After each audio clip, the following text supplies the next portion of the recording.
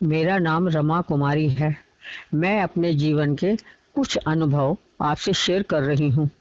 अब मेरी पढ़ाई खत्म हो गई थी और नौकरी के लिए भाग दौड़ करनी थी।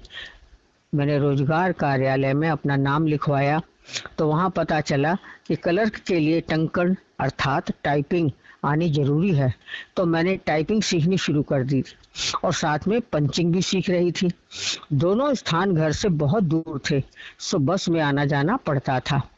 अब मेरी दिनचर्या इस प्रकार थी।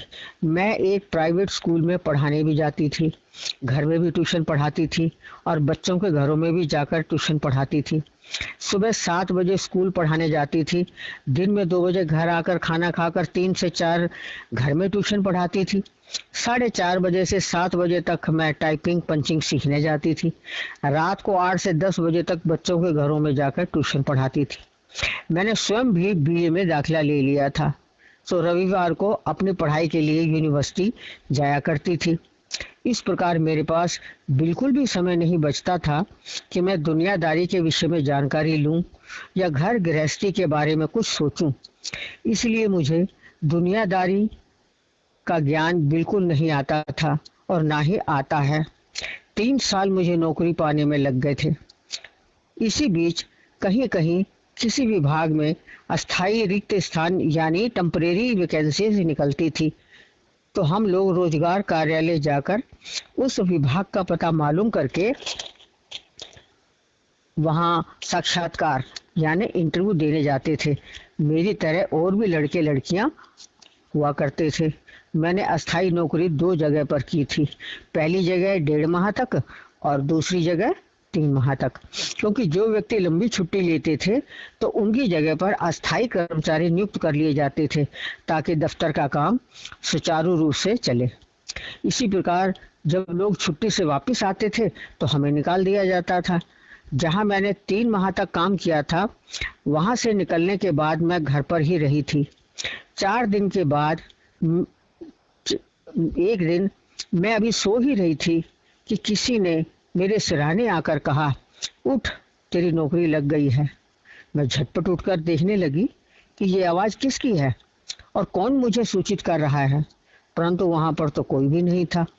मैंने अपनी माँ से पूछा कि अभी अभी यहाँ पर कोई आया था क्या? तो माँ ने जवाब दिया कि अभी तो यहाँ पर कोई भी नहीं आया। क्या तूने कोई सपना देखा है? तो मैंने माँ को सारी बात बताई तो माँ ने कहा कि तेरा वहम होगा। बात खत्म हो गई। मैं उठकर रोजमर्रा के कार्यों से निर्वित होकर नाश्ता किया और कुछ किताबें देखने लगी। ठीक 11 बजे एक आदमी हमारे दरवाजे पर आकर मेरा पता पूछने लगा, तो मैं बाहर गई तो देखा कि एक आदमी एक चिट्ठी लेकर खड़ा हुआ है। मैंने पास जाकर पूछा कि मैं ही रमा कुमारी हूँ, बताइए क्या बात काम है।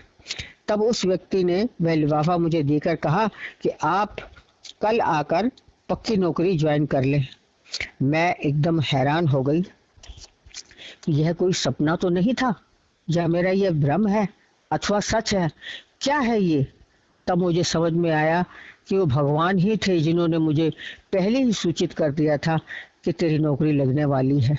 सज्जनों, अब आप ही बताएं कि क्या प्रभु ऐसा भी कर सकते हैं कि एक गरीब नादान भक्त को आकर उसकी परेशानी दूर कर सकते हैं, वो भी केवल 3 घंटे पहले।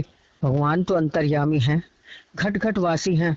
वो सबकी मजबूरी को, सबकी इच्छाओं को भली भांति समझते हैं और उसी अनुसार सबकी सहायता करते हैं। ऐसे भगवान को बार बार धन्यवाद है। अपनी जीवन की घटनाओं को आपके समक्ष प्रस्तुत करने का केवल एकमात्र उद्देश्य यही है कि आप लोग भी भगवान की कृपा को, करुणा को अपने आसपास महसूस कर सकें और आनंदित हो सकें, क्योंकि मनुष्य के हाथ में कुछ भी नहीं है। जो कुछ भी होता है इस जगत में सब उसकी इच्छा से ही होता है। जब ये समझ आ जाता है तो फिर हमें चिंता करने की कोई आवश्यकता ही नहीं है।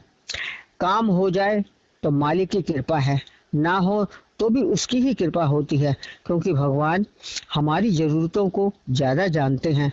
हम अल्प बुद्धि के हैं, इसीलिए भगवान पर निर्भर होकर जीना चाहिए। जैसा कि मैं पहले ही कह चुकी हूँ कि मैं एक संतोषी माता मंदिर से पिछले लगभग 40 साल से जुड़ी हुई हूँ। उनका विवरण मेरी शादी के बाद शुरू होगा। वहां पर क्या क्या घटित हुआ है, कैसे कैसे माता ने तूफानों से बचाया है, ये सब मैं आपको बताऊंगी। फिलहाल तो ये माता की ही कृपा है कि दिल्ली में लॉकडाउन खत्म हो गया है और कोरोना केस भी ना के बराबर हैं। इसका ये मतलब बिल्कुल नहीं कि आप लोग दुर्गा सप्तशती का पाठ छोड़ दें। अभी तीसरी लहर की भी संभावना है। आशा करती हूँ कि आप लोग नियमित रूप से पाठ करें और माता से प्रार्थना करें कि हे महामाया, इस महामारी को केवल आप ही दूर कर सकती हैं, अतः हमें इस प्रकोप से बचाएं। शेष अगले अंक में।